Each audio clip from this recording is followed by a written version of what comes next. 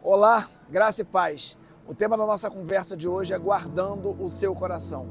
No livro de Neemias, no capítulo 6, no verso 2, está escrito assim: Sanbalate e Gesem mandaram dizer a mim: venha, vamos nos encontrar numa das aldeias do Vale de Ono. Na verdade, o que eles queriam era me fazer mal. Por isso enviei-lhes mensageiros para dizer: estou fazendo uma grande obra e não posso descer até aí. Por que devo parar a obra para ir me encontrar com vocês?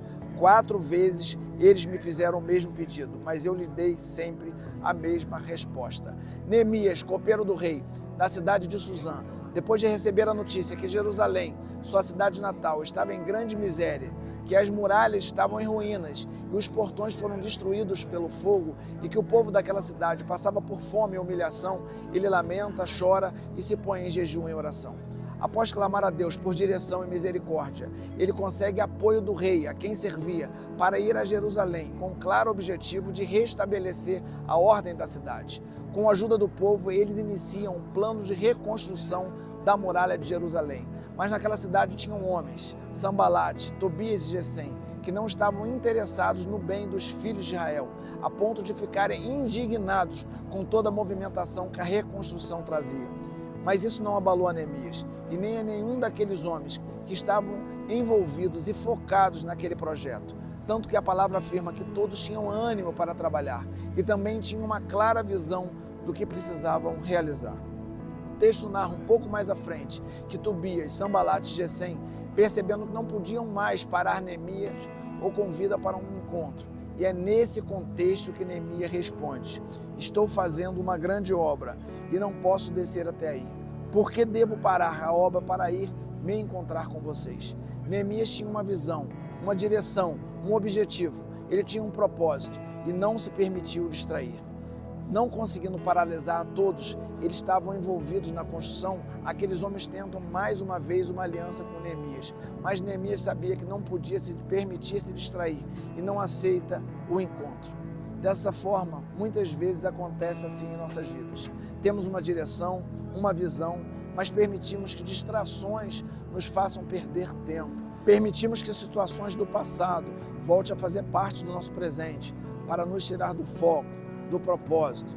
No livro do Êxodo, o povo de Israel, depois de sair do Egito, rumo a Canaã, lugar da promessa, mesmo o Senhor cuidando, não permitindo que suas sandálias e suas roupas se gastassem, e mesmo depois do Senhor enviar o maná, prover água, eles olham para trás e lembram dos peixes, dos pepinos, dos melões, das cebolas do Egito, da época que eram escravos. Gente querendo trocar a liberdade do presente pela escravidão do passado.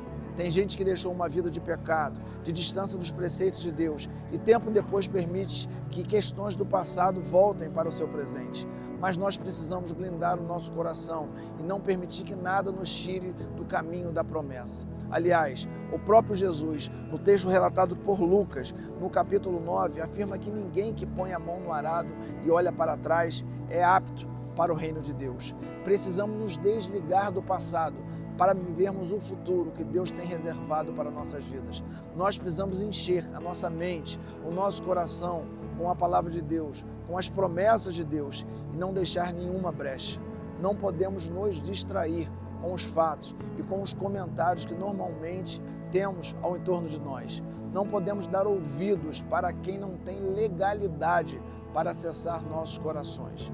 Inclusive, o escritor do livro do Provérbios nos chama a atenção no capítulo 4, no verso 23, dizendo o seguinte: de tudo o que se deve guardar, ele nos orienta a guardar bem o nosso coração, porque dele procedem as fontes da vida.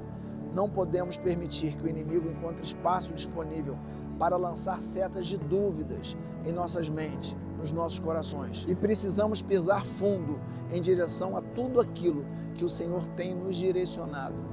Pense nisso, não se permita distrair e não deixe de viver o que Deus tem para a sua vida, até aquele dia onde encontraremos com Ele e viveremos eternamente em sua presença. Deus abençoe sua casa e seu coração.